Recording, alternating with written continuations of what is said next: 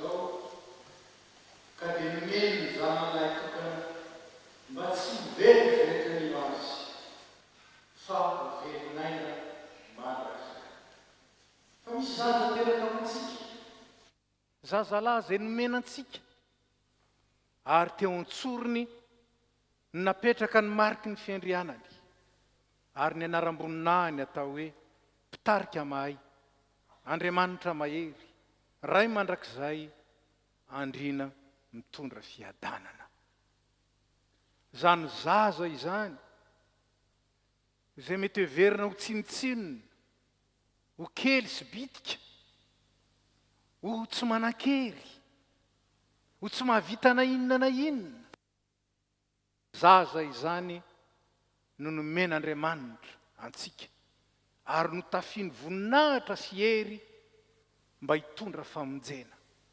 ho an'izay rehetra mino azy mankalaza azy sika mandritra izao krismasy zao ary dia aoka hiara-mitsanga isika hideran'Andriamanitra amin'ny salamo fa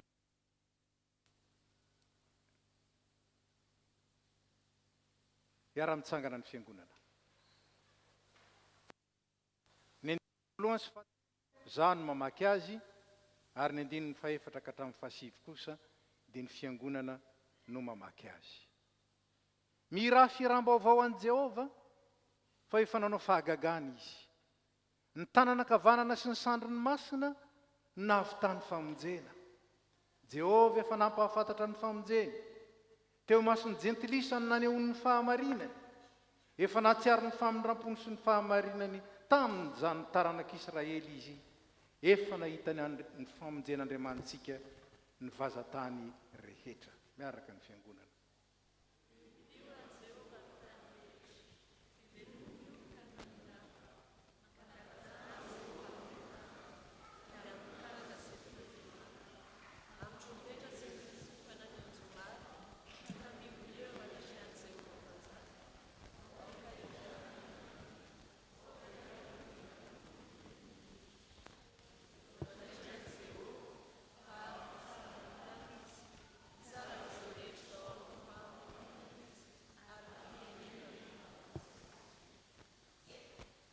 ataontsika ny hira fa 780 ny andininy voalohany sy faharoa ary fahatelo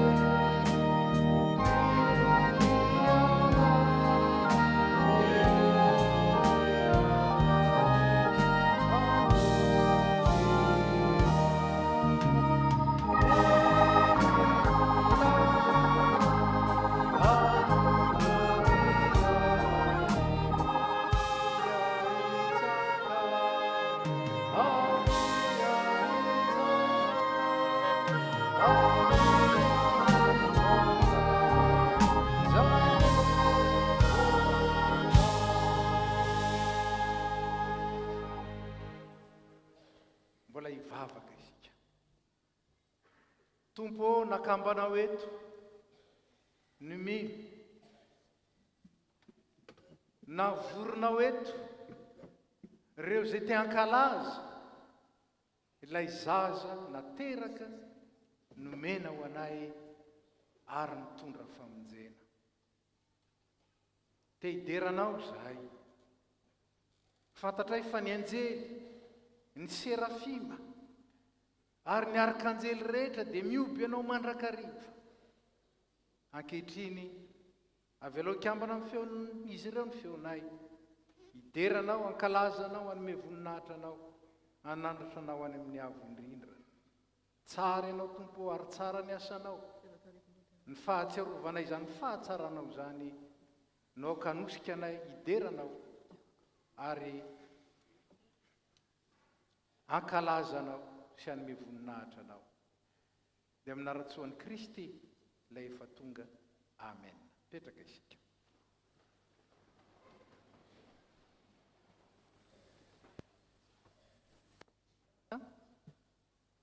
Eno ny sitrapon'Andriamanitra ho amintsika amin'izao alady andro ny krismasy zao azafady. Hoy ny tompo, raha tsy ateraka indray ny olona dia tsy mahazo mahita ny fanjakan'Andriamanitra izy. Raha misy olona tsy ateraka ny rano sy ny fanahy, hiditra dia nofo ary dia fanahy. Ko aza gaga raha ilazako ianareo hoe tsy maintsy teraka indray. Manoloana izany sitrapon'Andriamanitra izany tena isika ary anaraka izao tonom-bavaka izao, hivavaka isika. Raha eo misaotra anao zahay fa be fitiavana ianao ary nasehonao miariary tamin'izao tontolo izany fitiavanao zany, ka dia ny zanakao lahy tokana mihitsy lay teo anilanao tsy foinao satria io ny any zanakao teo akaikinao, nafoinao anay ary nirahinao naka ny endriky ny olona, naka ny toetra ny olona tsy lavorary ary nanetry tena tonga teto amin'izao tontolo izao toy ny olo-manitra, toy ny olona izay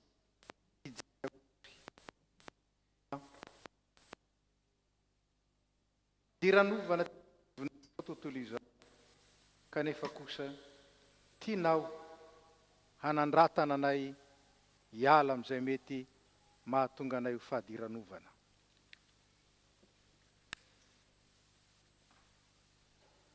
Tompo tsara indrindra mangataka aminao zay ankehitriny, manatre anay ary omeo anay ny fanahy ny fanetretena zay tao amin'ny zanakao, mba azahoanay kosa mandray azy amboninaitra ary azahoanay mandray azy eo am-ponay hanjaka feno sy tanteraka. Koa dia mamindrafo aminay ny amin'ny tsy fahatanteranay rehetra, mamindrafo aminay ny amin'ny tsy fahaizanay nandray azy araka ny tokony ho izy, mamindrafo aminay ny amin'ny tsy nanekenay ny teniny. Ary ankehitriny dia mangataka aminao zay raha eo, eno ny fifonanay ary omeo anay ny famelan-keloka izay angatahanay amin'ny anarany miaraka ny fiangonana. Rerainay be famindram-po ny elokay diovy zay ho afampahotana sasao ary avao zo ny fanahinay mba vonoka nompo anao. Ny fitiavan'i Jesosy Kristy zanakao mpamonjy anay no angatahanay aminao. Amen.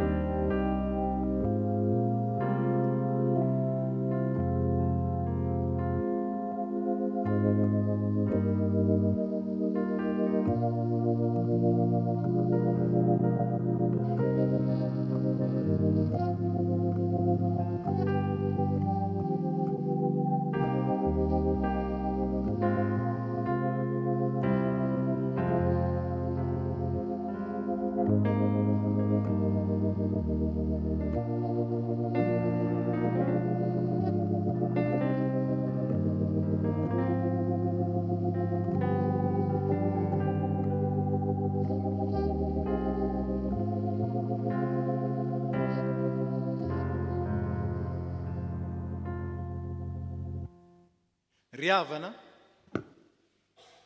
raha tsy mpamela eloko Andriamanitra, raha tsy mpamindra fo Andriamanitra, raha tsy tiatsika tamin'ny fitiavana mandrakizay Andriamanitra ka manavao ny famindram-pony amintsika, tsy naniraka ny zanany ary nahamoy ny zanany ho atsika izy.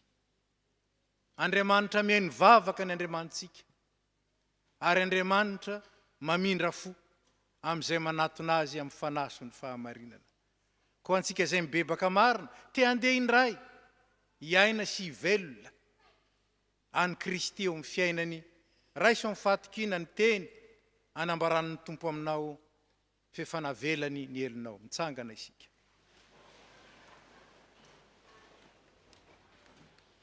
Hoy ny soratra masina, Andriamanitra tsy naniraka ny zanany eto amin'izao tontolo izao mba hanameloka izao tontolo izao, fa mba hamonjy izao tontolo izao amin'ny alalany. Izay mino ny zanaka dia tsy hoelohina, fa izay tsy mino kosa dia efa voaheloka rahateo noho izy tsy nino ny zanaka lahy tokan'Andriamanitra. Ko anao izay mino sy mandray ny famonjen'ny zanak'olona ambara, fa voavela ny elokao noho ny anaran'ny Kristy masina ambarao ny famonjeny. Miaraka ny fiangonana.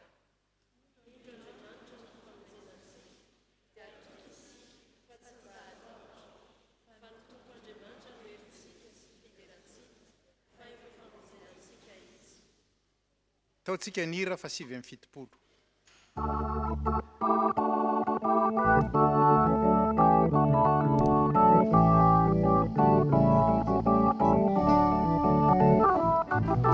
Samba samba zanare tamenena menena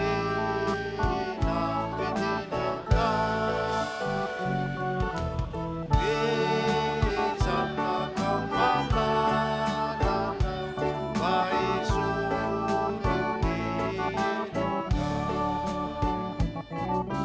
samba samba zanare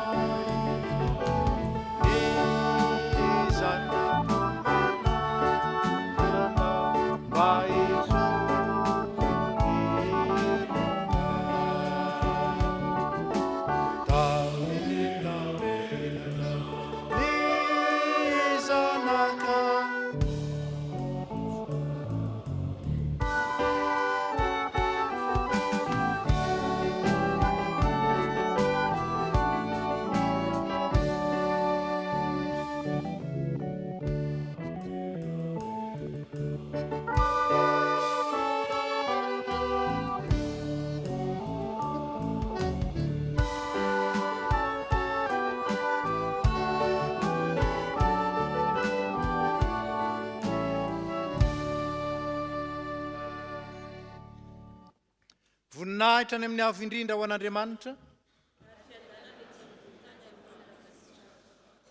Petraka isika.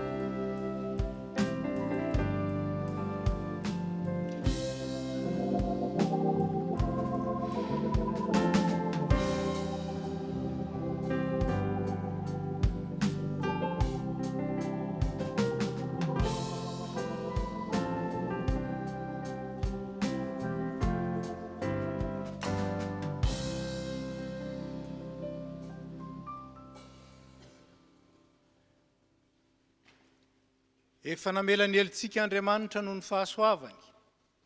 Koa izao tsika dia afaka handray ny teniny ary ivelona izany teny izany. Ataontsika ny hira faraka amin'ny 70 ny andininy voalohany sy faharoa, mialoha ny vavaka sy ny famakiana ny soratra masina.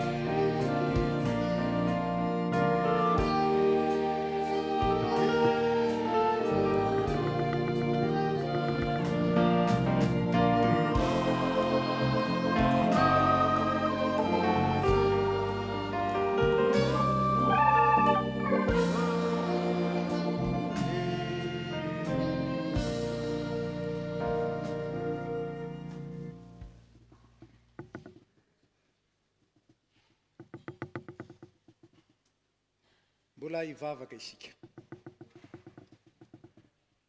Tompo, andreny teninao zahay. Amaky ny teninao voarakitra amin'ny soratra masina zahay. Dia aoko tsaronay fa Jesosy Kristy ilay teny velona, ilay teny tonga nofo, tianao onona ty anatinay. Azahoanay manao ny sitraponao amin'ny zavatra rehetra. Koa mangataka aminao zay ankehitriny. Raha maky sy andreny teny dia aoka Jesosy Kristy mihitsy no teny ao am-ponay ary ampafantatra anay ny sitraponao. Angatanay amin'ny anaran-tsoany zany misaotra ray. Amen. Dia maky ny teny izay voalahatra ao amin'ity andron'ny Krismasy isika, ao amin'ny boky Isaia mpaminany, Isaia 2:5, ny 7 ka hatramin'ny 10, tohizantsika ao amin'ny epistily ho an'ny Hebreo 1, ny 1 ka hatramin'ny 9, ary faranana amin'ny filazantsarany Jaona 1, ny 1 ka hatramin'ny 19. Dia vakitsika misesy araka izany amin'ny anaran'ny Tompo ny teny. Isaia 2:5 manomboka amin'ny 1:7. Akory ny hatsaran'ny tongotry ry mitondra teny somafaly ary tendrombohitra, sady mitory fiadanana, dia izay mitondra teny somafaly sady mitory famonjena, eny izay manao amziona hoe mpanjaka Andriamanitra ao.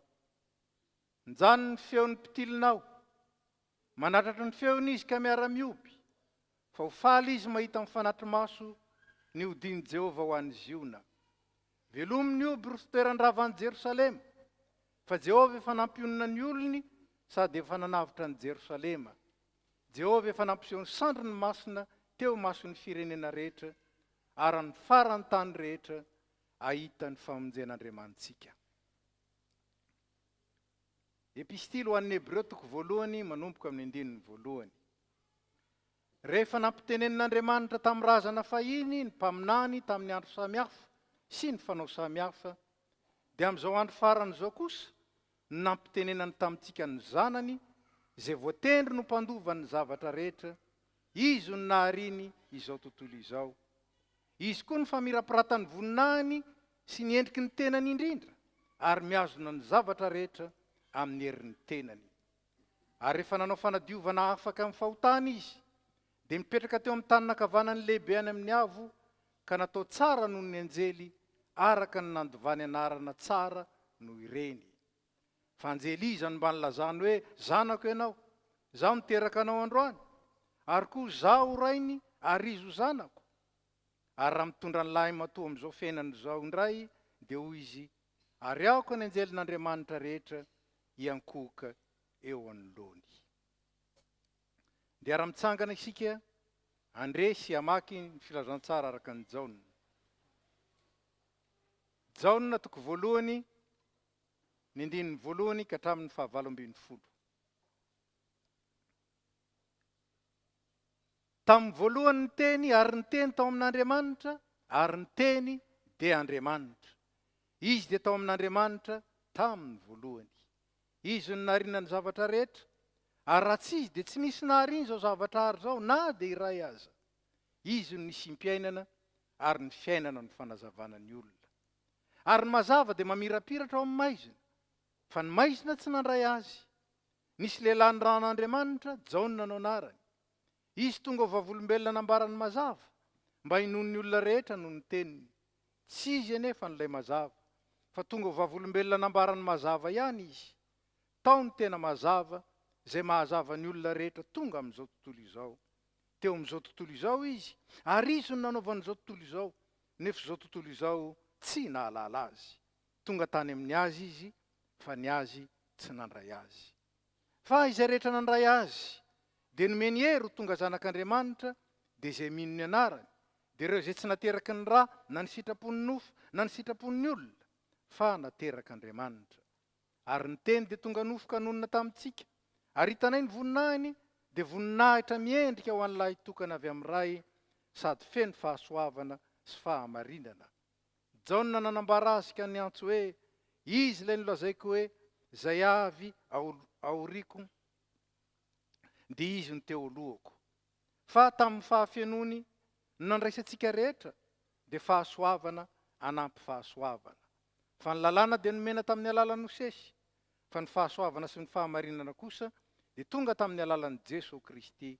Tsy nisy nahita an'Andriamanitra na oviana na oviana, fa ny zanak'alahy tokana izay ao an-tratran'ny ray, izy no nanambara azy.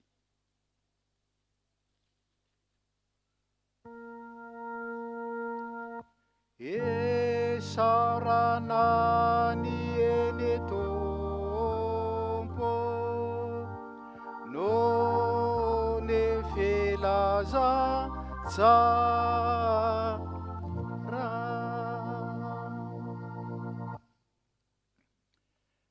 Zao dia arantsika manonona ny fanekam-ponoana. Za iraisan'ny fiangonana manerana izao tontolo izao, dia ny fanekam-ponoana nisianina izany. Isika mino an'Andriamanitra iray, raitsy to mpanao ny lanitra sy ny tany, ary ny zavatra rehetra na ny hita na ny tsy hita. Ary mino an Jesosy Kristy Tompo iray, zanan'ilay tokan'Andriamanitra, nateraky ny rainy talohan'izao rehetra izao, ny mazava avy amin'ny mazava, Andriamanitra tokoa avy amin'Andriamanitra, nateraka fa tsy natao, miray amin'ny zavatra rehetra, izy no nahariana izao rehetra izao. Noho ny amintsika olombelona sady famonjenantsika, dia nidina avy tany an-danitra izy, ary natao amin'ny fanahy masina nofo avy tamin'ny Maria Virjiny, dia tonga olona izy. Nombona tao amin'ny hazo fijaliana ho fanavotana antsika, tamin'ny nanapahany Pôntio Pilato izy, nijaly izy ary maty ka nalevina.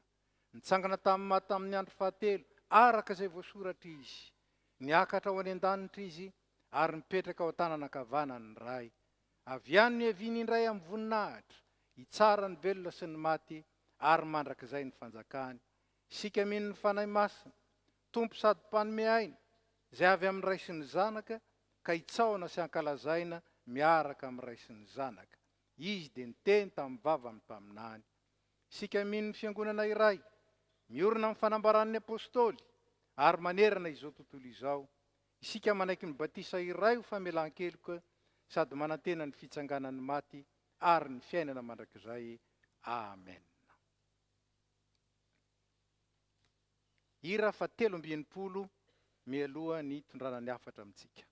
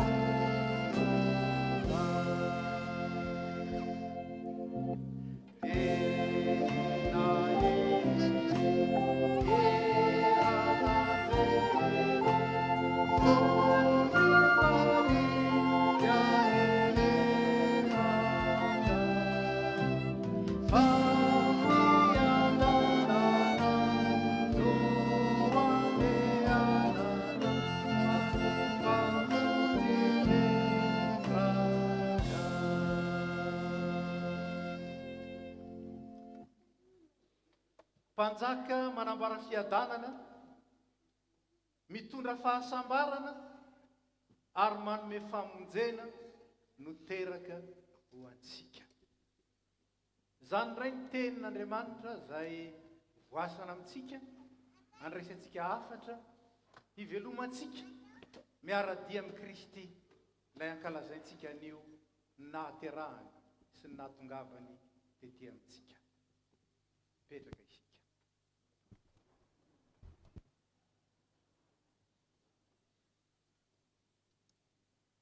Fahaterahana zazakely, zany no ambara amin'ny andron'ny Krismasy. Raha zava-dehibe eo amin'ny olona zany, dia satria nataon'Andriamanitra ho planin'ny fiainana ary natao no planina ny famonjeny. Tsy niompo teo amin'ny azo fijaliana Jesosy Kristy raha tsy efa nateraka aloha ka tonga olona, nampianatra sy nitondra tamintsika ny fahazavana sy ny fahamarinana, ary nitondra teo amin'ny tenany ny vokatry ny fahotantsika, nanomboka tany amin'ny fangirifiriana, ny fandavana ka hatramin'ny fahafatesana. Ny zanak'Andriamanitra tonga olona nateraka ho antsika. Zao anefa ny tokony ho tsaroana ao anatin'izany mahazaza ilay teraka ho antsika izany, miafina ao ambadika izany ny fanjakany. Zaza manjaka, zaza tompon'ny fahefana. Ny fitentsika hoe inona koa izay zaza io? Zao zazakely zao ve? Saingy ao anatin'izany mihitsy no tian'Andriamanitra hitondrana antsika ao anatin'ny fanetretena lehibe. Miaiky fa hafa ny fomban'Andriamanitra. Ny fihevitra tsy fihevitrareo izy, ary ny lalanareo tsy mba lalako. Mahagaga eo amin'izay tsy hanampoizana azy Andriamanitra no manao asa, ary eo amin'izay andrasana azy izy toa tsy hita. Zany ny maha-Andriamanitra azy. Raha izaho, raha ianao manko no mibaiko azy, dia isika no Andriamanitra fa tsy izy. Fa izy no Andriamanitra, maso mandidy, tompon'ny fahefana. Ka dia ny fieviny, ny eritreriny tanterahiny ary tsisy afaka manadina azy amin'izany ary tsisy afaka manaka anazy amin'izany. Zany ny mahatsito azy. Jereo ange mpiandriondry kely teny maizimaizina teny, teny an-tsaha teny no nanambarany vaovao lehibe ho an'izao tontolo izao. Fifaliana lehibe ho an'ny olona rehetra fa mpamonjy niteraka ho anareo anio ao an-tanànan'i Davida. Maninona reo olona vitsikely reo? Reo olona zara fajeren'ny olona reo? Reo zay verina fa farahidiny sy ambany reo? Nahoana no reo ny anambarany an'izany vaovao lehibe zany? Fa tsy mba ny mpanjaka, fa tsy mba ny manam-pahefana, fa tsy mba ny olombe, satria zany ny fomba n'Andriamanitra. Fa rehefa nomeny zany fifaliana zany kosa zao tontolo zao, dia ambarany teniny mazava, tonga tany amin'ny azy izy, ny azy tsy nandray azy. Ny tonantonana tety ny zanak'Andriamanitra. Izy no naharina izao zavatra rehetra zao ny fanambarany jaonina azy. Raha tsy nisy azy, tsy nisy naharina. Izy nisy mpiainana ary ny fiainana ny fahazavana ny olona. Nefa teo amin'izao tontolo izao, izay nanirahana azy izy, izao tontolo izao tsy nahalala azy. Izao tontolo izao tsy nandray azy. Izao tontolo izao nampitonantonana azy. Zany tsy maintsy eritreretantsika rehefa mankalaza ny krismasy isika, satria marina loatra ny tenin'Andriamanitra. Zao body sy adala rehetra zao, ny mino sy ny tsy mino, samy mankalaza krismasy daholo anie. Manao fety daholo anie, fa fetiniza? Fetin'ilay Jesosy Kristy tonga teto amin'izao tontolo izao. Fa iza ny mahatsiaro an'izany Jesosy zany? Iza ny mahalala zany Jesosy zany? Iza ny nandray zany Jesosy zany? Tonga tany amin'ny azy izy, ny azy tsy nandray azy. So anie, ny fifaliantsika ka fifaliana mandritry ny krismasy ihany koa. Ny magazay moa dia nanitatra azy ho lava be. Manomboka any amin'ny farany volana Novambra dia efa krismasy, mivoaka daholo ny kilalao, ny chocolat, ny sakafo mivoaka daholo. Mandritry ny ray volana mahery kely dia mankalaza krismasy.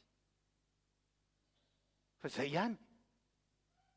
Saingy ilay ny rahany Andriamanitra ao amin'izao tontolo izao, ny rahany ametraka fiadanana. Zany ny lazany azy. Ny fiadanana nomeko anareo, ny fiadanako nomeko anareo, tsy tahaka ny fanomeny izao tontolo izao ny fanomeko anareo. Zany fiadanan'Andriamanitra zany nomeny tamin'ny alalan'i Jesosy Kristy. Saingy indraindray na ny kristianina azy mbola mitady ny fiadanana izao tontolo izao. Rehefa tsy mahazo ny fiadanana izao tontolo izao dia tena aiza ry Jesosy? Aiza ry izao Andriamanitra izao? Ny fiadanana izao tontolo izao. Ary tian'Andriamanitra harovana amin'izany ny fisainantsika sy ny fontsika, mba tsy hirona any amin'izay mahavantana n'izao tontolo izao. Dia hoy Paoly hoe ny fiadanan'Andriamanitra izay mihoatra noho izay takatry ny saintsika, miaro ny fontsika sy ny hevitsika ao amin'ny Kristy Jesosy. Ao amin'iza? Ao amin'ilay avo indrindra, nidina any amin'ny ambany indrindra. Noho izany ny fanetretena. Noho izany ny fanekena ho kely sy bitika manoloana an'Andriamanitra sy ny voninahiny ary ny fombany. Zany no andraisana ny Noely. Fa raha tsy zany izy, dia ilay fifaliana mandalo n'izao tontolo izao ihany. Jesosy dia niteny, rehefa nampianatra izy. Zany rehetra zany dia nilazaiko taminareo izy. Mba ho ao aminareo ny fifaliako, dia ho tanteraka ny fifalianareo. Ny teny Grika, izay adika hoe tanteraka, dia milaza zavatra maharitra. Ary zavatra tomombana tsara. Fa tsy zavatra manao yo-yo. Ka mbetika be dia be, mbetika toa tsy misy. tsy fifaliana mandalo, tsy fifaliana miserana. Ary zany ny baiko meny soratra masina antsika, mifalia mandrakariva ao amin'ny tompo, hoy izaho aminareo, mifalia mandrakariva. Inona moa ny hevitra zany? Rehefa tsy faly azy zany dia tsy ao amiko ny fiadanan'Andriamanitra. Ka io fiadanana io, miafina io. Miafina io fiadanana io, miafina ao amin'ny Kristy io. Izay manana ny Kristy no manana ny fiadanany. Ka dia ao amin'ny Kristy no anambarana ny fiadanana. Ka io Kristy io tonga anambara fiadanana. Le manambara eto tsy milaza hoe miteny fotsiny annoncer, fa milaza koa hoe manokatra ny masom-panahintsika ahita ny tena fiadanana ary ny tenantsika hiaina ny tena fiadanana. Fa tsy zany ihany nahatongavan'ity zanak'Andriamanitra ity, fa mitondra fahasambarana koa izy. Mitondra fahasambarana izy. Saingy tsy fahasambarana araka n'izao tontolo izao. Raha ny an'ny toroteny teo tendrombohitra isika, mamaky ny Mateo 5, dia mahita ao zany fahasambarana entin'i Kristy zany. Hafa anie zany sambatra ny malahelo am-panahy, sambatra ny ory, sambatra ny malemy fanahy, sambatra ny mangeta sinoana ny fahamarinana, sambatra ny miantra, sambatra ny madio am-po, sambatra ny mpampiavana, sambatra ny enjehana noho ny fahamarinana, sambatra izay aratsiana noho ny anarako. Mifalisy miravoravoanareo. Loharanom-pifaliana sy firavoravoana, loharanom-pahasambarana hafa anie zany. Andramanao amin'ny Kristy zany. Raha tsy manana an'izany, tsy afaka mifaly mandrakariva. Manana fifaliana fa miserana ihany. Mitondra fahasambarana. Dia hoy ny soratra masina, andramoka izaho fa tsara Jehovah. Tsy azo haninam-bolony io. Tsy azo jerena lavitra fotsiny io. Hanika eo amin'ny fototototsika eo amin'izao tontolo izao, dia miteny amintsika ny mpanao salamo hoe mitsara aloha, mijanona aloha, ka jereo. Fa tsara Andriamanitra. Efa nandramanao ve ny fahasambaran'i Kristy? Sa mbola ilay fahasambaran'izao tontolo izao ihany io tsiritinao io, ka angatanao amin'i Jesosy hoe Jesosy io, mehoa ilay fahasambarana ranona, ilay fahasambarana ary, ilay fahasambarana toy izao, fa tsy ilay fahasambarana nambaranao ao amin'ny teninao. Tsy ilay fahasambarana nentinao raha nanaiky ho teraka tao am-pinanam-bilona ianao. Tonga hitondra fahasambarana Jesosy Kristy. Anjarako sy anjaranao nge zany. Raha efa noraisinao zany, tehirizo. Fa sarobidy loatra zany. Fa manokatra amin'ny varavaran'ny lanitra. Ary mbola tsy nandramanao, andramoka izaho. Tsara Jehovah. Tsara Andriamanitra ary marina ny teniny sy ny fitondrany. Ary farany, manome famonjena io zazakely teraka io. Avy amin'ny vavan'ny zaza minono sy ny ankizy madinika hoy ny tompo. No anehoan'Andriamanitra ny heriny mba hampangina ny fahavalo sy izay manohitra rehetra. Zany nampitenenan'ny mpanao salamo. Avy amin'ny vavan'ny zaza madinika sy ny minono, anehoan'Andriamanitra zava-dehibe sy fahalebiazana. Sambatra ianao raha matsiaro kely, fa afaka ampisehoan'Andriamanitra ny fahalebiazana. Ary maty antoka ianao raha mihevitra fa ho lehibe.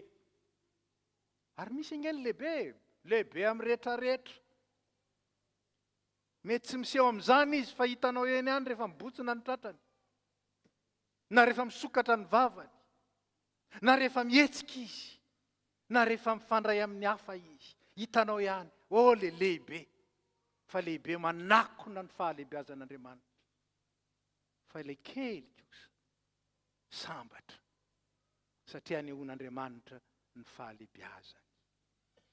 Tonga hanome famonjena izy. Ny lalam-pamonjen'Andriamanitra hafa. Ny lalam-pamonjen'Andriamanitra dia lalany manokana, tsy ombonany amin'izao tontolo izao. Fanontaniana dia ity. tena mpamonjy ve no andrandrainao rehefa krismasy? Tena mpamonjy ve ny fikiranao isan'andro isan'andro? Sa kosa ilay mahavonjy atsiaroa araky ny eritreritsika, araky ny eritreritrao, araky ny eritreritry ny olona. Maro ane ny tonatonany. Ary zany ny zava-miafina lehibe asehon'ny fomba an'Andriamanitra. Eo amin'izay nampitonanatsika azy. Teo amin'izay nampitonatonana azy noho ny nataontsika isika no mitonatonana.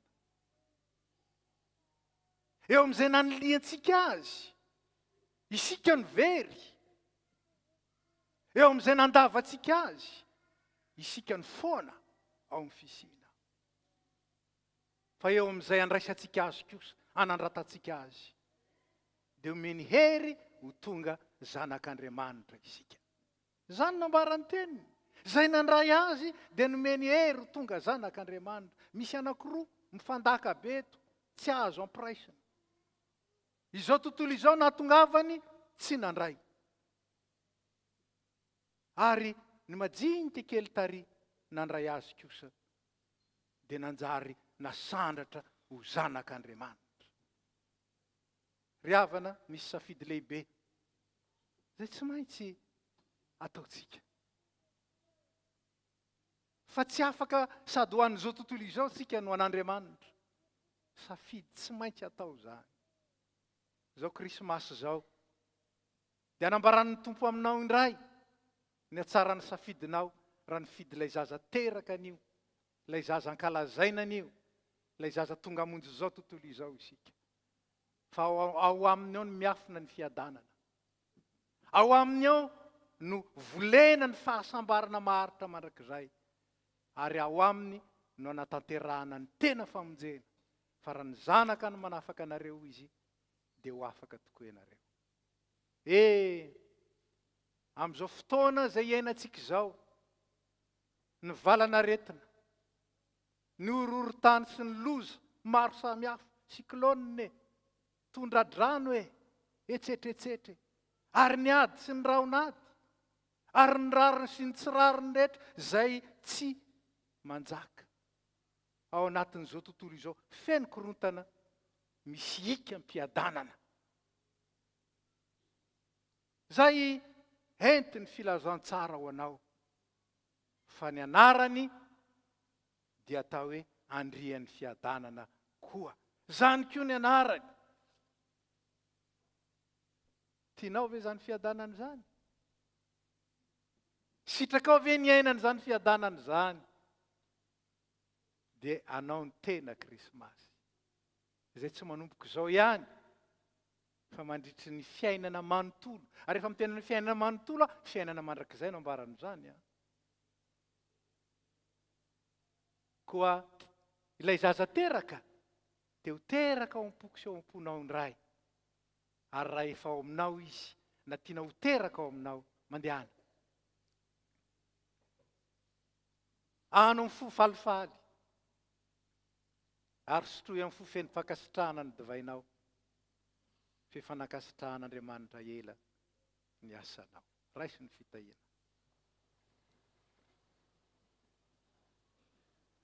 Dia ao aminareo rehetra ny fahasoavan'i Jesosy Kristy Tompo, ny fitiavan'Andriamanitra ray ary ny firaisana amin'ny fanahy masina. Hahatonga anareo hanana ny masom-panahy misokatra, ary hanana fo mivelatra, afaka andray ny zanak'Andriamanitra, ary ampanjaka ilay mpamonjy teraka ho antsika. Matoky ilay niantso anareo amin'izany, izy matateraka izany ho an'izay matoky azy. Amen. Petraka isika.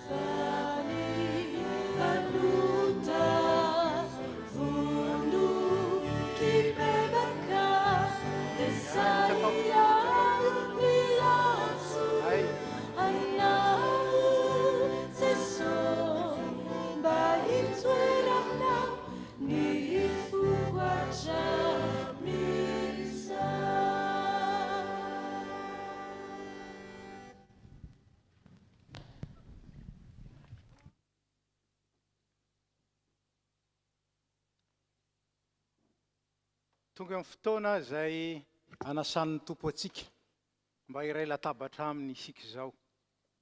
Ny firaisan-databatra amin'ny Kristy dia fampihavanana. Ary Jesosy Kristy zany fampihavanana zany. Ambaran'io lakroa io zany satria io le mijadona io dia nampody indray ny foniny ray ho amintsika zanany. Ary ilay mitsivalana dia mampiray atsika rehetra noho ny amin'ny Jesosy Kristy ilay tena fampihavanana koa. Ka isika rehetrarehetra na dia maro samy hafa azy dia tena iray ihany noho zany tena iray sy raha iray izay ombonantsika izany. Manao ny hira izay efa voatondro isika dia mangataka ny dekona mba hiakatra ety. Ny hira izay hitantsika eny amin'ny solatra manjelatra.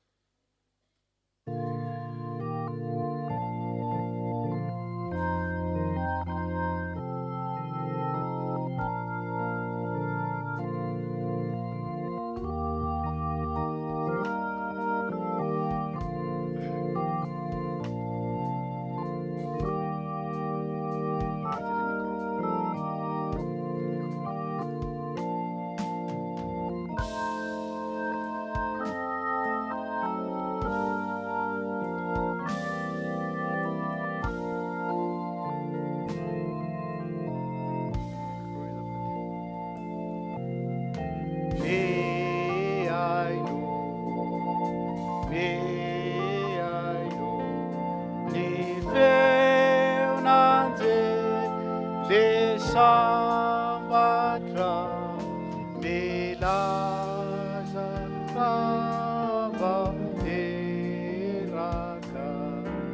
ezanakandre amanitra aino iza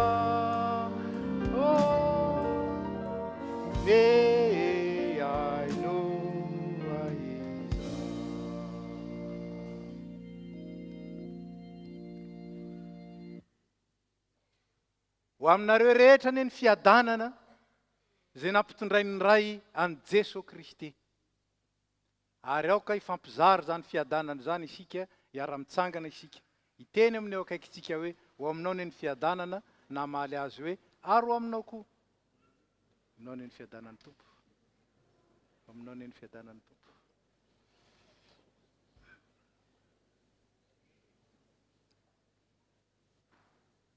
marina ry havana fa ny hoe fiadanana sy fihavanana dia teny iray ihany amin'ny teny grika noho izany rehefa mitentsika aminao ny fiadanana dia milaza koa zany fa manaiky ilay fampihavanana ianao havanao zany ilay piray fanasana eto anio o aminareo any eny tompo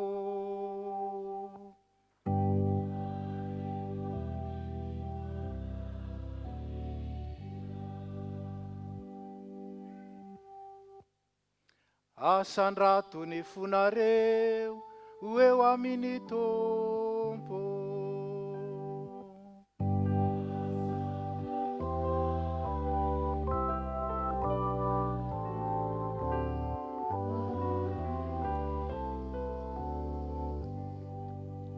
aoka hoderaintsika ny tompo Andriamanitra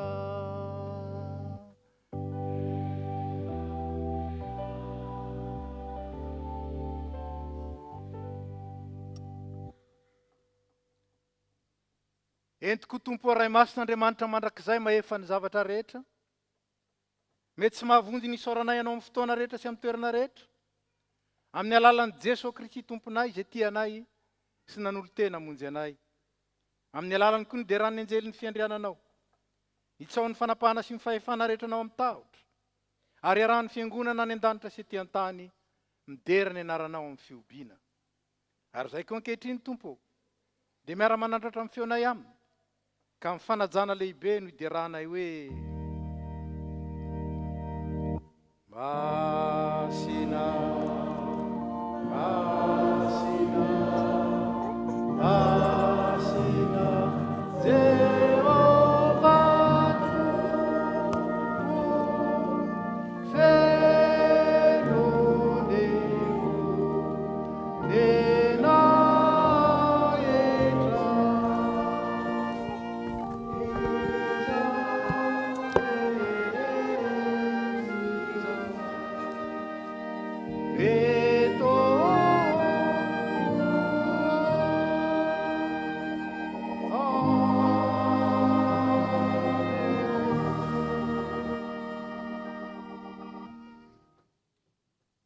petraka ny fiangonana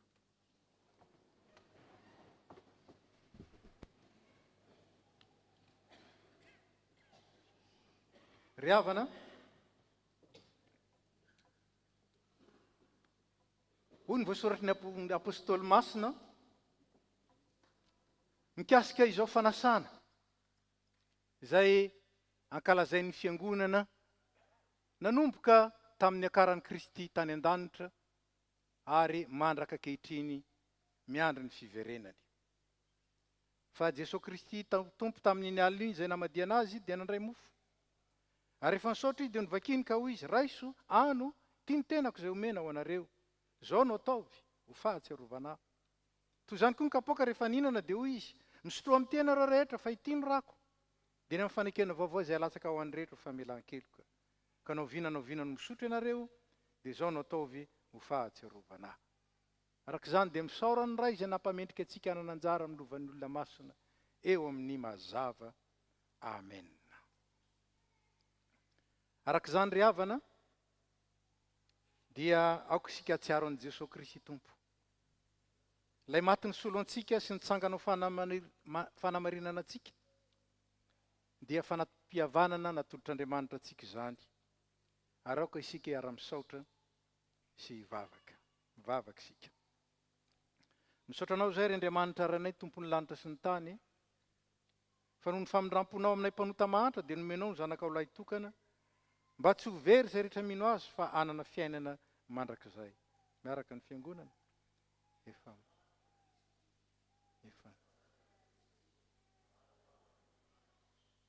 Noho izany ry tompo rainay any an-danitro, ndreto izay manao teo anatrehanao ny fahatserovana ny fahatongavan'ny zanakao olona, ny fijaliany sy ny fahafatesany, ny fitsanganany tamin'ny maty, ary ny fifonany mandrakizay ho anay, ka dia miandry sy mitalao ny fiverenany ray izahay. Ankehitriny raha io, haidino ny fanahy masina mba hamen'ny fonay, ka andraisanay ny tomponay amin'ny finoana velona, amin'izao izy manatona anay amin'ny alalan'ny fanasana izao. Fa ny fanahinao masina no harinao, amelomanao, anamasinanao, ary anomezanao anay ny zavatsoa rehetra.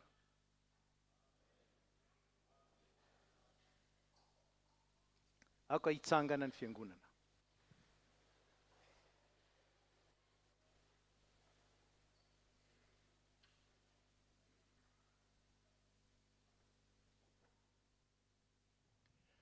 Ny mofo izay vakitsika dia firaisana amin'ny tenan'i Jesosy Kristy tompontsika. Ny kapoaka ny fisaorana izay isaorantsika dia firaisana amin'ny rano Jesosy Kristy tompontsika. Hoy ny tompo, iny rehefa mitsangana eo ambaravarana ka mandondona, raha misy mihaino feo ka mamono varavarana, dia hiditra ao aminy aho ka hiara-misakafo aminy ary izy amiko. Mahazo mipetraka ny tsipare fanasan'ny tompo. Marimarina koa miaratsiny, tsika rehetra mihitsy no mipetraka. Ny mpandray fanasan'ny tompo izany ho tarihana mba handroso ety aloha. Milahatra ety tsika dia misy antokona dekônina eo zany, dia ny dekônina eriariana ihany mitarika atsika mandroso ety, maka ny mofo sika dia manatsoboka azy ao anatin'ny divay, dia mihinana ny mofo dia miverina eny an-toerana. Ataontsika zany ny hira faharoa amby enimpolo, dia ny dekônina no mitarika atsika mandroso aty araka izay tarihany atsika. Dia misy dekônina kosa ilahatra eto zany anao antokony, dia manatona eny isika tsirairay avy. Ataontsika ny hira izay efa voatondro 2 amby enimpolo.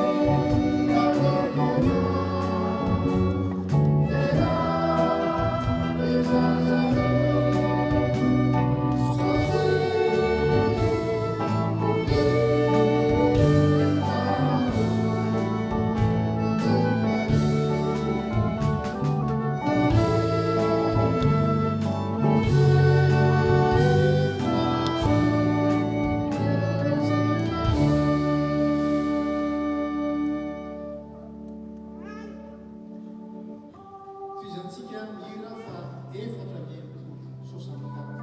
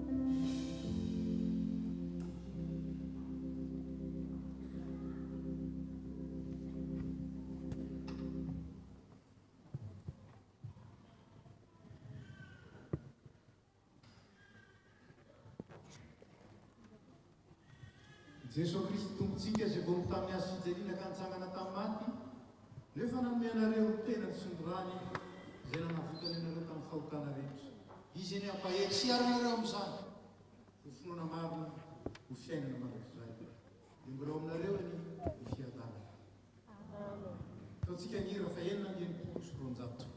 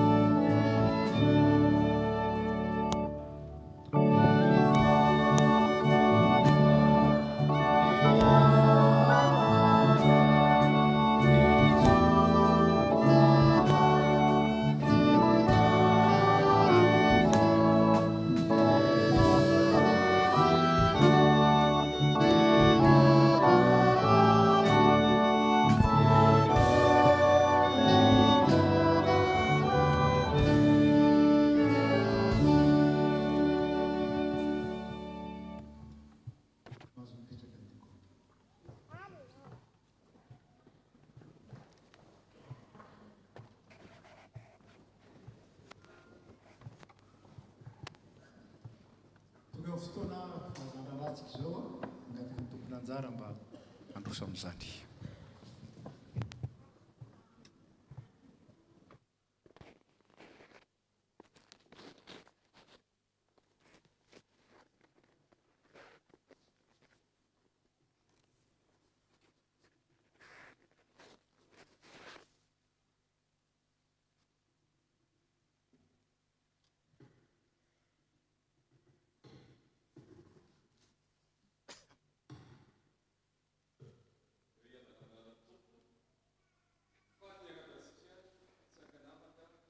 nahatratra ny krismasy 7 izany fiarabana zany dia avy amin'ny mpitandrina sy ny komity ny fiangonana ny fikambanana ESPMA ny loolona ary ny tompona andraikitra rehetra eto amin'ny FPMA Toulouse mampita koa ny fiarabana manokana antsika ny filohan'ny tafo izay tsy eto an-toerana fanentan-drazana ary ny angavin'ny tenanay solotena azy amin'izao fotoana izao koa faly miarabany vahiny rehetra tonga marobe eto amin'ity fiangonana ity angatahana ianareo mba hitsangana ho ara-baina amin'ny fiangonana tompoko izay vahiny rehetra mamangy ny fiangonana dia ho ara-baina vetivety amin'ny anaran'ny fiangonana izay vahiny rehetra mandalo mamangy ny tafo Toulouse mino fa marobe ianareo aza misalasala dia faly zay mandray anareo tompoko tonga soa eto amin'ny fiangonana ny FPMA Toulouse miara-mankalaza aminay ny krismasy ny fiadanan'ny tompo ane ho aminareo mandrakariva mahazo mipetraka ianareo noely fiadanana noely fahasambarana noely famonjena izany indray no irina amintsika amin'izao noely izao teraka atao an-tranonombo tokoa mantsy Jesosy Kristy ary tehitra ao am-potsika manokana ilay fotsika tsy tanteraka toa ilay tranonomby no tiany tompo hitoerana amin'izao noely izao raha vonina ary ianao andray azy dia aneo ny voninahiny aminao izy ka sokafo ny fonao hidiran'ny mpanjaka ny voninahitra dia ho sambatra ianao raha misy zavatra manahirinanao na mangejanao dia Jesosy Kristy ihany no afaka manafaka anao amin'izany ary andresy ny fahavalo rehetra ao amin'ny Jesosy Kristy irery ihany no misy ny fahazavana ko ray soary izy ao am-ponao amin'ny mahamesia azy dia hiadana ianao dia manaova krismasy sambatra amin'izao farany taona izao koa dia manaharoatra misaotra antsika rehetra misaotra ny fiangonana manontolo misaotra ireo fikambanana anivelany misaotra ireo olona anivelany rehetra tamin'ny fanohanana ny hetsika vinatra ny fiangonana izay efa nahatongontsika efa taona vitsivitsy izay tamin'ny endriny samihafa avokoa no nanaovantsika izany ka dia isaorana mitafitafy ianareo Nitoy-hatrany ny fanetevenana ny apport izay nikasaintsika ho tratrarina ny 300 000 euros amin'izao fotoan'izao dia 173 000 euros no voangona noho ny fandaran'ny tompo ary soratsika azy ary diraintsika ny anarany amin'izany. Tiana sindrianina manokana ny hetsika nataontsika tamin'ny 1 Desambra lasa teo tany Gardouche izay tena isaorana indrindra ny herivelon'ny FPMA Toulouse rehetra, niara-ny salahy, ny totona fotsy na andro na masaka ka samy nametraka ny anjara brikiny tamin'ny endriny samihafa. Hitan'Andriamanitra ny ezaka nataonareo rehetra ary izany hamaly fitianareo. Hita taratra fa miray isika fiangonana ary nanjaka ny fitiavana sy ny fanetretena ka navita asa lehibe tao amin'ny fiombonana isika ka deraina ny tompo. Fantatsika nefa fa santatra ihany inezaka ray iny fa ny manetsa be mbola ho avy. Ko manentana antsika noho ny fanohanana mbavaka izany ezaka trano fiangonana izany. Nisy ny sedra ary mbola isy maro hafa koa kanefa tsika zanak'Andriamanitra nandray an'i Jesosy Kristy ka dia maresy ny fahavalo. Anisan'ny zavatra mety nanahirana antsika ny tsy maintsy nanaovana fidirana indroa tany fampivavahana nanomboka tamin'ny volana septambra ao amin'ny Vieux Temple noho ny tsy mahantonina antsika tsony ny trano fiangonana. Tsy nanakana antsika nefa izany azo ty angona ho tonga mivavaka ko misaotra rehetra misaotra ny rehetra tamin'ny fandradrana ny fampivavahana fa ezaka lehibe ny natao tao anatin'ny fanetretena sy ny firaisana tanteraka ka nitoy-hatrany ny fitoriana ny tenin'Andriamanitra. Eo koa ny mpitandrina izay saorantsika ny tompo fa najoro ny hatrany tao anatin'izany lalana izany. Ny fiadalan'ny tompo anie ho amintsika mandrakarivo dia manaova noely sambatra. Misy vaovao fohy ambarantsika amin'izao andro krismasy izao. Vaovao nasionaly, afatra pastoraly. Tsy ny famiteny vazaha izy. Chers frères et sœurs en Christ, en cette période de Noël où nous célébrons avec joie la venue sur terre de notre Sauveur, Jésus-Christ, je vous invite à méditer sur les paroles précieuses de l'apôtre Paul dans Actes 20, 35. Il y a plus de bonheur à donner qu'à recevoir. Noël, avec le prophète Ésaïe, nous invite à lever les cieux vers celui qui apporte de bonnes nouvelles sous 4 dimensions. Il publie la paix, parce qu'il est le prince de la paix. Il apporte de bonnes nouvelles, car il mettra fin à toutes les hostilités sur la croix. Il publie le salut en rapportant la victoire sur la mort. Il proclame le règne de Dieu. Affirme révérend docteur Setra Sulndaipe, président synodal FPMA. Vaovao faritany, afatra pastoraly ihany, ary ny teny dia tonga novoka nonona tamintsika. Ho an'ny vahoaka an'Andriamanitra eto amin'ny faritany Simon Andrefana ny fa soavan'Andriamanitra raisy zanaka fa ny masina.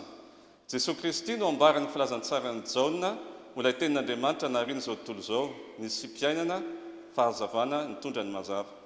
Ny hafaliana nateraky ny Noely no hoentsika mandiny taona vaovao 524 sy manatanteraka ireo asa fanompoana ny antsonantsika. Maro tokoa ny hetsika miandry antsika. Anisan'izany ny fandraisana ny zaika be ny nasionaly eto amin'ny faritany Atsimo Andrefana. Ny tompo no hanome antsika ny zotom-po sy ny hery ampy atotosatsika ny asany.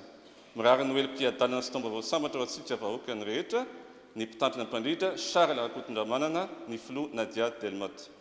Ireo taratasy pastoraly roa ireo dia azontsika jerena anatin'ny tambazotra ny serasera ny FPMA Toulouse ho alefa ny tompony andraikitra. Vaovao ny tafo, taratasy fisaorana, Ratovinarivo sy ny fianakaviana rehetra dia maneho etoana ny fisaorana sy fankatelemana ny fiangonana izay tarian'ny pastera sy ny komity, ny sampana SVK ary ny kristianina pray mivavaka tamin'ny fitiavana sy fiaraha-miombona alahelo nasionareo noho ny fahalasan'ny ray-tapo raha hoe Noro Bakoly. Tsara lehibe ny namaty ka ny tompo ane amaly fitianareo. Nanolotra araky mpisaorana 100 € ny fianakaviana. Famandina manjo, ny famandina ny fianakaviana Barson Faratina Siandry izay namony reniny dia ho tanterahana amin'ny alahady 7 Desambra ao amin'ny Vieux Temple. Raky mpisaorana Krismasy, anio zany no ahafahantsika manolotra ny raky mpisaorana Krismasy izay fanaontsika isan-taona amin'ny alalan'ny valopy efa nozaraina tamintsika teo ampidirana. Ka rakitra manodidina moa no atao rehefa Krismasy dia misy dekona hitarika anareo amin'izany ary arotsako anaty arina anankiray ny valopy ary ny rakitra dia ao amin'ny arina faharoa. tsaroby fa zay manome ampifaliana no akasitran'Andriamanitra. Vondrony asa serasera, mivoaka ny fandaharana voatsinampo krismasy anio ary hozaraina amintsika koa ny gazety fiainana eo am-piravana ary iray isa-tokantrano izany. Fitombavaky ny fiangonana ho tanterahana amin'ny zoma 7 Desambra amin'ny fitora sasany arivo amin'ny temple ny fitombavaky ny fiangonana farany taona. Ny lohahevitra amin'izany dia hita ao amin'ny Tesalonianina voalohany toko 5:7 manao hoe misaoran'Andriamanitra amin'ny zavatra rehetra fa izany misetrakan'Andriamanitra ataonareo tafaray amin'ny Kristy Jesosy. Isy ny collation agape izay fampizarana aorian'ny fotoana ko manentana ny fanotronantsika maro amin'izany ny fanomezam-boninahitra an'Andriamanitra. Fanadiovana ny trano fiangonana. Ny tompony anjara amin'ny fanadiovana ny trano fiangonana anio dia ny sampana valo sy ny komity kanefa mandray an-tanana koa ny fanampian'ny mpiangona tsara fanahy anadio izany raha sitrakareo rehefa mirava. Eto ampamaranana alohan'ny famaranana ny diary dia te hisaotra an'Andriamanitra tsika amina fahatsika mivavaka ato amin'ny Église de Christ Roi. Je ne sais pas si le Père Jean-Charles est dans l'église à ce moment-là, s'il est là et qu'il se manifeste. Non, il n'est pas là. Mais il sera tsika ny tompo satria Père Jean-Charles io zany no anisan'ny nafahatsika indray nanokatra ny varavarany araka ny fiasan'ny tompo ka nafahatsika miverina, mivavaka, miaraka indray metaona ato amin'ity fiangonana lehibe ity. Ka isaorantsika ny tompo satria fandaharana zany tamin'ny 2019 tsika ny farany tato ary aveo dia nisy ny Covid sy ny fetipetra isan-karazany dia nasitsika fidirana indroa tao amin'ny Salin kanefa androany dia fahasoavana lehibe no ahafahantsika miaraka indray mandeha metaona ka ajaintsika ny tranon'Andriamanitra vahiny any tsika tao amin'ity tranon'Andriamanitra ity ka dia misaotra tsika amin'ny fitandrovana izany tranon'Andriamanitra izany. Toy izao ny diary manaraka ny alahady 29 Desambra dia alahady ny fianakaviana masina. Marihana fa natao indray mandeha ihany ny fiangonana amin'ny alahady zao amin'ny 10 ora maraina satria tsy misy STA sady vacances. Io ihany zany tsika no indray mitokana ny miangona tafaraka amin'ny 10 ora maraina. Amin'ny alahady 5 Janoary kosa dia ao amin'ny temple du Salin sika no miara-mivavaka, miaraba tratran'ny taona radiny fitombo avao zany sy fiarabanany zotiolona amin'ny 3 ora tolakandro ny fotoana. Dia manambara amintsika fa mitohy ihany ny fanompoam-pavahana indroa metaona zany amin'ny taona 2024 mandra-pahitantsika n'ilay trano fiangonana efa manotompo amintsika ka dia misaotra anareo amin'izany. Farany momba ny rakitra, verina kely amin'ny rakitra ho an'izay tsy afaka mandoha ny rakitra amin'ny carte bleue tsika na ny rakim-pisaorana zany na ny rakitra dia ho azavain'ny dekona rehefa manatona azy nareo amin'ny carte bleue. Misaotra tompoko. Dia misaotra antsika naharitra hatramin'ny farany ary ho an'Andriamanitra ireo ny voninahitra.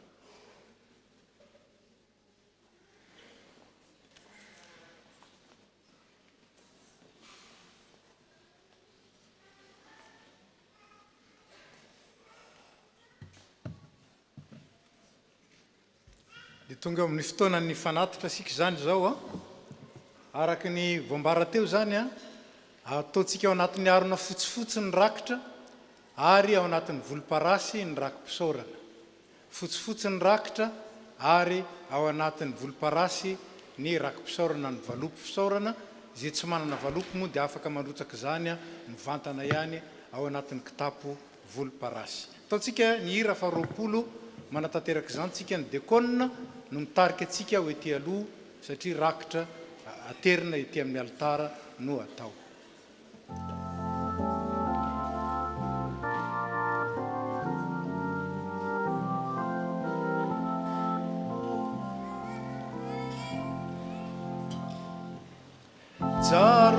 Tsaroanay toko iza neso amelorasina Zemanga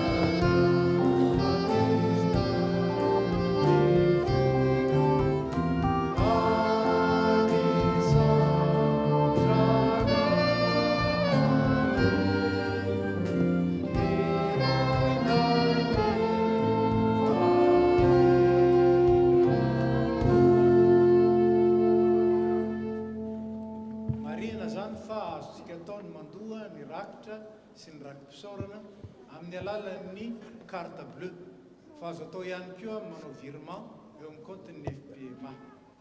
Toizantsika ny hira fa 7:70 no ataontsika izao.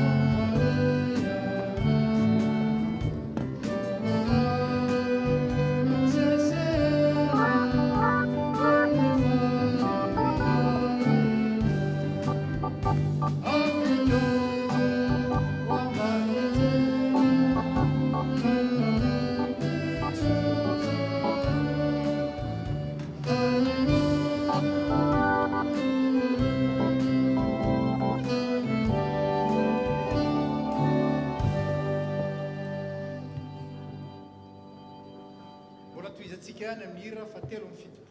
Hira fa 7:70.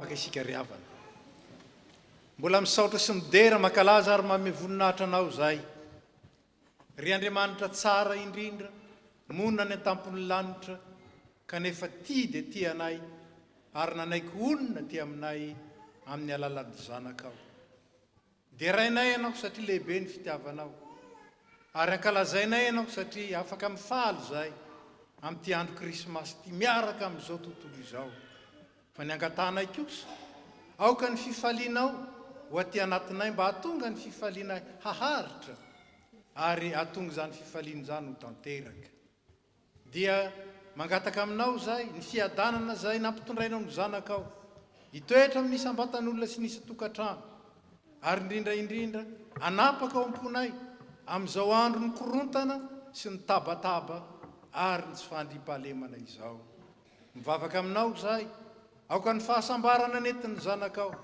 hisitranay feno ka azahoanay mahita ny fahatsaranao sy ny fombanao hafa nefa mahatehidery ary mivavaka aminao zay mba hatanteraka ny famonjena nataony ny zanakao nanomboka teo amin'ny nanoranao azy ho tonga zazakely ho tonga nofo nonona taminay tompo mombanay mandrakariva naiza leanay ary miarovanay amin'ny ratsy rehetra mba ho voninahitry ny anaranao ny fisinay sy ny fiainanay de mivavaka aminao zay ho an'ireo namanay sahirana ninonina endriky zany fahasahiranany zany ninona antony efa nitononao mpamonjy anay ianao jereo reny namanay reny jereo ny tenanay tsiraray avy ary afao amin'izay rehetra mamatotra sy mangeja ary manahirana mivavaka aminao zay ho an'ireo marary na ny amin'ny hopitalina ny tokantrano zany vangio ary ianao no hatanteraka ny fitsaboana ary anome koa ny fanasitranana indrindra amin'izay tsain'ny fanafody sy tsain'ny mpitsabo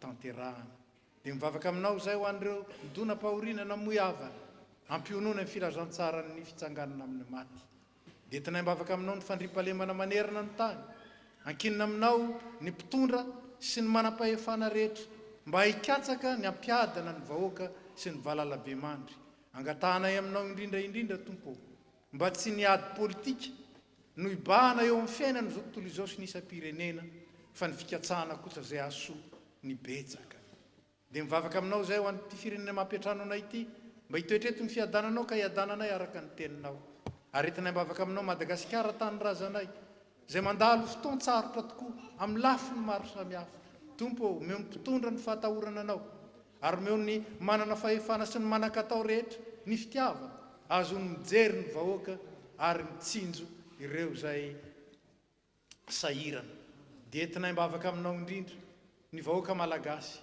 meo azy ny fifalianao tompo ary ianao no anome vahaolana eo amin'izay rehetra miseho na inona na aiza zany tompo maro ny tena angatahana kanefa fony fisainanay zay rehetra tsy voatonona amin'izany vavaka zany ainao tanterahana dia omeo an'ny sambatan'olona, omeo an'isa tokantrano, omeo an'ny fiangonana ary omeo an'ny firenena.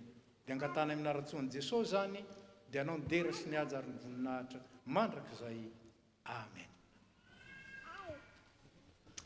Ry havana mamarana izao fotoana izao isika ary misaotra an'Andriamanitra afaka nakalaza ny krismasy niaraka teto. Fanaontsika ihany ny fampiarahaba sy ny fampirarisoa ery rehefa mirava.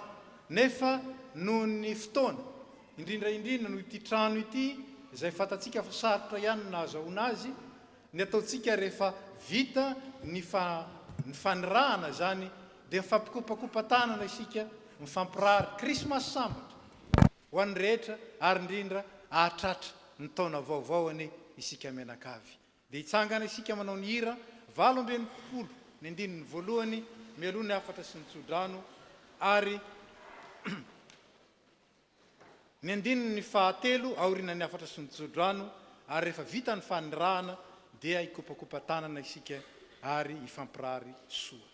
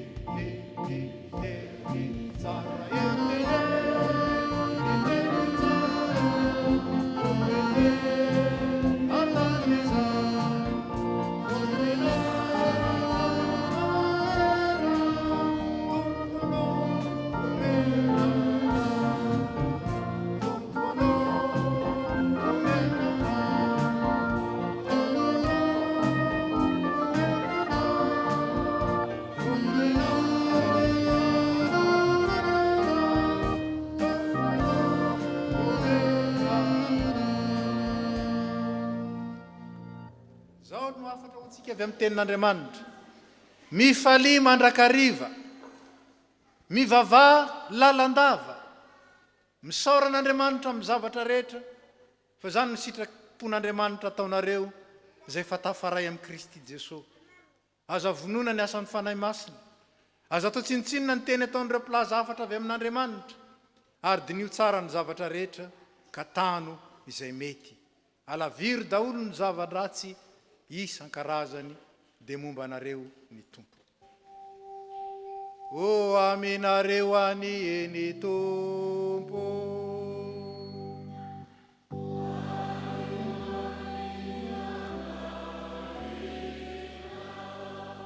hitay anareo any eny tompo ka hiaro anareo, ampamirapiratra ny tavany aminareo any eny tompo ka hiantra anareo, anandratra ny tavany aminareo any eny tompo ka hanome anareo fiadanana.